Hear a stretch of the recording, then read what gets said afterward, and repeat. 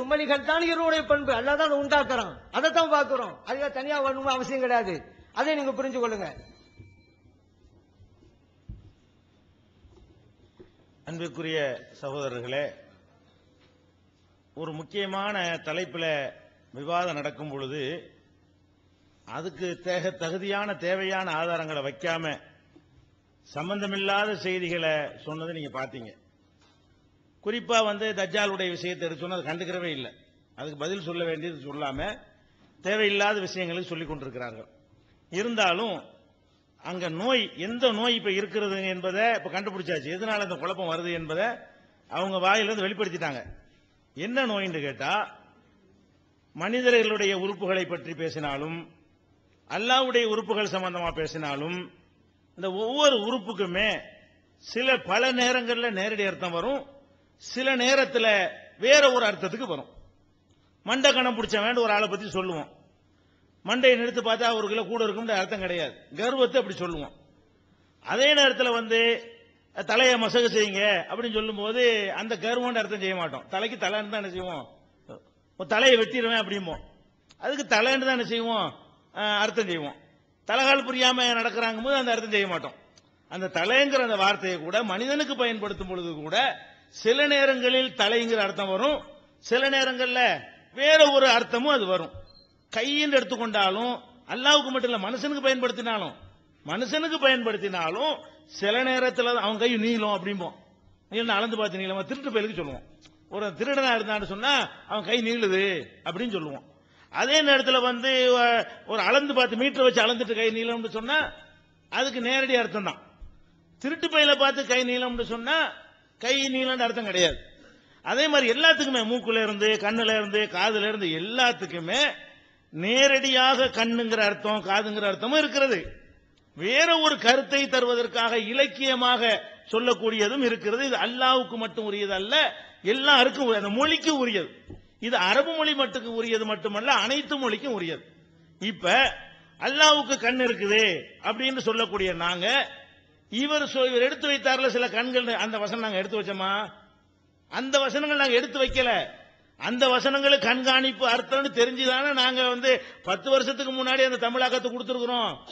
10 வருஷத்துக்கு முன்னாடியே தமிழாக்கத்துல கண்காணிப்பு நாங்க தான் போட்டிருக்கிறோம். விவாதத்தில் விவாதம் முடிஞ்ச பிறகு திருத்தின பதிப்புல அதை போடல. நாங்களே அந்த இடத்துல அந்த அர்த்தம் இல்லைன்னு தான் போட்டிருக்கிறோம். இங்கே கண்ணு தான் அர்த்தம் செய்யணும்னு வசனத்தை எடுத்து வைப்போம். அதுல நீங்க வேற அர்த்தம் செய்ய இயலாது. காது தான் அர்த்தங்கிற வசனத்தை வைப்போம். அதுக்கு பதில் சொல்லணுமே தவிர எது இலக்கியமாக பயன்படுத்தப்பட்டிருக்கு அதுக்கு போய் விளக்கம் சொல்லிட்டு இருக்க முடியுமா?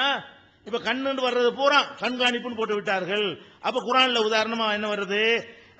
அந்நஃப்ஸ பின்னஃப்ஸி வல் ஐன பில் ஐனி, உயிருக்கு உயிர், கண்ணுக்கு கண்ணு அல்லாஹ் சொல்றான். இந்த கண்ணுக்கு என்ன அர்த்தம்? இப்ப கண்ணுன்ற அர்த்தமா வேற அர்த்தம் கொடுப்பீங்களா? கண்ணுக்கு தான் கொடுப்போம். அது மாதிரி சஹரு அயுனன் நாஸ், மக்களுடைய கண்களை மயக்கினார்கள் வருது. அது கண்ணு தான் கொடுக்க வேண்டும். உலகும் அயுனுன் லா யுப்சிருன பிஹா, அவங்க கண்ணு இருக்குது ஆனா பார்க்க மாட்டேங்கிறாங்க அப்படின்னு அல்லாஹ் சொல்றான். அந்த கண்ணு தான் கொடுக்கணும். அப்ப குர்ஆன்ல கண்ணுன்னு பயன்படுத்தக்கூடிய இடங்கள் நிஜ கண்ணை குறிப்பிடக்கூடிய இடங்களும் அதில் இருக்கின்றன.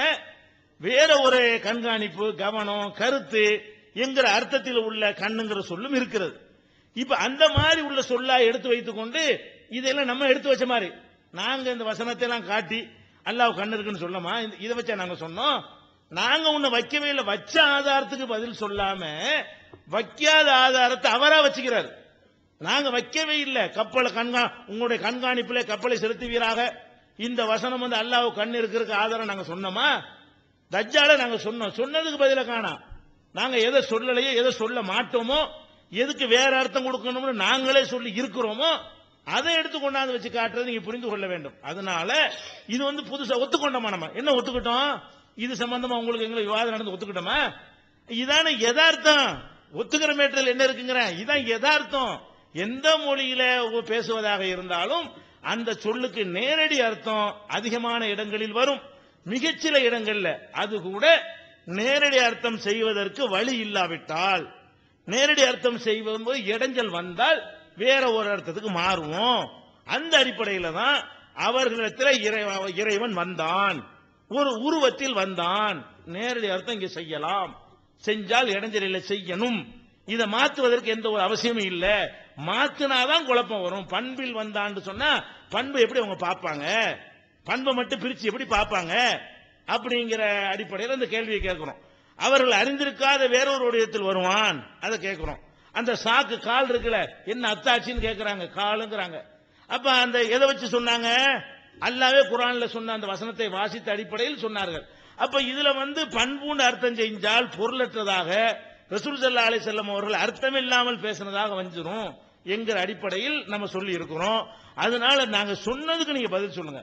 நாங்க அல்லாஹ் கண் இருக்கு நாங்க ஆதாரம் வைக்குவோம்ல, எதை வைக்கிறோமோ அதுக்கு நீங்க பதில் சொல்லணுமே தவிர, நாங்களே எது ஆதாரம் இல்லை நினைக்கிறோமோ, நாங்களே அது ஆதாரம் ஆகாதுன்னு நாங்களே எங்களுடைய தமிழாக்கத்தில் விளக்கி இருக்கிறோமோ அதை கொண்டா நீங்க வைக்க அவசியம் இல்லை. எங்க ஆதாரத்தை நீங்க எடுத்து வைக்கிறீங்க?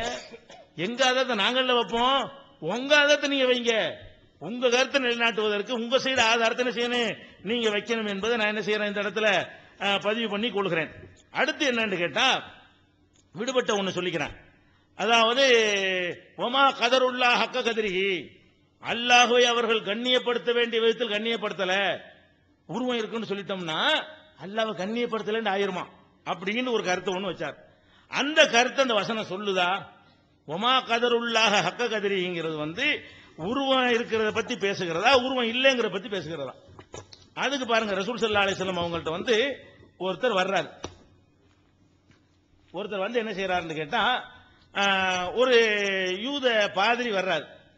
என்ன செய்யறாருன்னு கேட்டா, அல்லாஹ் முகமதே, அல்லாஹ் ஒரு வானத்தை ஒரு விரல்ல வச்சுக்கிடுவான், பூமியை ஒரு விரல்ல வச்சுக்கிடுவான், மரஞ்செடிகள்லாம் ஒரு விரல்ல வச்சுக்கிடுவான் அப்படின்னு அந்த பைபிள்ல தௌராத்தை ஒரு படிச்சிருப்பார் போல இருக்கு. தௌராத் பழைய வேதங்கள்ல படிச்ச அந்த ஹீப்ரு பாதிரியார் என்ன செய்யறாரு, ரசூலுல்லாஹ்ட்ட இதை கேட்கிறார். அல்லாஹ் இந்த மாதிரி நாங்க படிச்சிருக்கிறோமே, ஒவ்வொரு விரல்ல ஒன்று அமைக்கிடுவானாம். ஒரு விரல்ல வானம், ஒரு விரல்ல பூமி, ஒரு விரல்ல மரஞ்செடி கொடி, இப்படி அல்லாஹ் பிடித்துக் கொள்வான் என்று இருக்கிறத அப்படின்னு ரசூலுல்லாஹ்ட்ட சொல்றாரு. அப்ப ரசூல் ஸல்லல்லாஹு அலைஹி வஸல்லம் என்ன செய்யறாங்க, சிரிக்கிறாங்க. அவர் சொன்னதை கேட்டு என்ன செய்யறாங்க, சிரிக்கிறாங்க. சிரிக்கிறதோட ஏன் சிரிச்சாங்க தெரியுமா? அதுல அந்த வாசகம் வருது பாருங்க. யா முஹம்மத், அந்த ஹிப்ரு வர்றாரு, அந்த பாதிரியார் வர்றாரு. யா முஹம்மத், முஹம்மதே, இன்னா நஜிது அன்னல்லாஹ யஜஅலு சமாவாத்தி அலா இஸ்பைன், வானங்களை எல்லாம் ஒரு விரலுக்குள்ள அல்லாஹ் பிடித்துக் கொள்வான். ஒல் அர்லீன் அலா இஸ்பைன், பூமிகளை எல்லாம் ஒரு விரலுக்குள்ள பிடித்துக் கொள்வான். ஒஸ்ஸஜர் அலா இஸ்பைன், மரத்தை ஒரு விரல்ல பிடிப்பான்.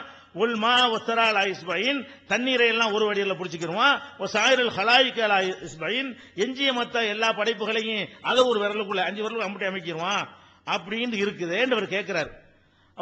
பிடித்துக் கொண்டு அல்லாஹ் கேட்பானா, அனல் மலிக்கு, நான் தாண்டா ராஜா, எல்லாம் எங்கடான்னு அல்லாஹ் கேட்பான் அப்படின்னு சொன்ன உடனே லஹிகன் நபி ஸல்லல்லாஹு அலைஹி வஸல்லம், ரசூல் ஸல்லல்லாஹு அலைஹி வஸல்லம் சிரிக்கிறாங்க. எந்த அளவுக்கு சிரிக்கிறாங்க? ஹத்தா பதத் நவாஜிதுஹு, அவங்களுடைய கடவாய்ப்பற்கள் தெரியும் அளவுக்கு சிரித்து விட்டார்கள். ஏன் அப்படி சிரிச்சார்கள் என்றால், தஸ்தீகன் லி கௌலில் ஹப்ரி, இந்த பாதிரியார் சொன்னதை உண்மைப்படுத்தும் விதமாக, கரெக்டா சொல்லிட்டிய அப்படின்னு ஒரு வரல பிடிப்பான் அவர் சொன்னார்ல, அதை மெய்ப்படுத்தும் விதமாக சிரித்து விட்டு, சும்மா கரா ரசூலுல்லாஹி ஸல்லல்லாஹு அலைஹி வஸல்லம், பிறகு ரசூல் ஸல்லல்லாஹு அலைஹி வஸல்லம் ஓதி காட்டினார்கள், ஒமா கதருல்லாஹ் ஹக்க கத்ரிஹி, அவர்கள் அல்லாஹ்வை கண்ணியப்படுத்த வேண்டிய விதத்தில் கண்ணியப்படுத்தல. யாரு விரல் இல்லைன்னு சொல்றாங்களோ, யார் பிடிக்க மாட்டான்னு சொல்றாங்களோ, அவங்க அல்லாஹ்வை கண்ணியப்படுத்த வேண்டிய விதத்தில் கண்ணியப்படுத்தல. உல்டாவா ரசூல் ஸல்லல்லாஹு அலைஹி வஸல்லம் என்ன விளக்கம் கொடுக்கறாங்க? விரல்ல பிடிச்சிக்கிறோம், அந்த விரல் அதை பிடிப்பான், அந்த விரல் அதை பிடிப்பான்னு சொல்லி ஒரு யூதர் கேட்கும் பொழுது அது சரிதான் என்று ஒப்புக்கொண்டு இந்த வசனத்தை ஓதி காட்டினால் அதுக்கு என்ன அர்த்தம்? இப்படி எல்லாம் நம்புறதுதான் அல்லாஹ்வை கண்ணியப்படுத்துறது. அவனுக்கு விரல் இருக்கு, கை இருக்கு, பிடிப்பான், எடுப்பான் அப்படின்னு நம்புறதுதான் அல்லாஹ்வை கண்ணியப்படுத்துது. ஒண்ணுமே இல்ல சூனியம் ஆக்குறாங்களே, அவங்க தான் அல்லாஹ்வை கண்ணியப்படுத்தல என்று ரசூல் ஸல்லல்லாஹு அலைஹி வஸல்லம் அவர்கள் புகாரில் 4811வது ஹதீஸ், இன்னும் பல நூல்களில் இது இருக்கிறது. இவ்வளவு தெளிவாக இன்னும் வாசிக்கிறாங்க. ஒல் அர்து ஜமியான் கபலத்துஹு யௌமுல் கியாமா, பூமி முழுவதும் அல்லாஹ்வுடைய ஒரு கைப்பிடியில அன்றைக்கு அடங்கிவிடும். ஒசமாவாத்து மத்வியாத்தும் பி யமீனிஹி, வானங்கள் எல்லாம் அவனுடைய வலது கரத்திலே சுருட்டப்பட்டு விடும் என்றெல்லாம் சொல்லிவிட்டு இதை ஒத்துக்கிறாட்டி தான் அல்லாஹ்வை கண்ணியப்படுத்தல.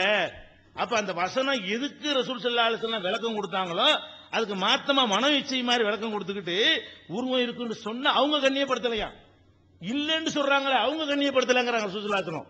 அல்லாஹ் ஒண்ணும் இல்ல நாக்க பாக்குறீங்களே, அல்லாஹ்டா என்ன ஒண்ணும் இல்ல, எதுவுமே இல்ல, அல்லாஹ்னு ஒண்ணுமே இல்ல, சக்தி பவர் என்று சொல்லி அவனை வந்து ஒண்ணும் இல்லாமக்கி இறை அச்சம் இல்லாம ஆக்குறீங்களே, அவங்க தான் அல்லாஹ்வை கண்ணியப்படுத்தவில்லை என்று ரசூல் ஸல்லல்லாஹு அலைஹி வஸல்லம் விளக்கம் கொடுத்திருக்கிறாங்க. அதையும் மறைக்கிற காட்சியை பார்க்கிறோம். அடுத்து என்னன்னு கேட்டா அந்த தஜ்ஜால் விஷயமாக ஒன்னு சொல்லிக்கிறேன், அதுக்கு பதில் சொல்ல வேண்டும்.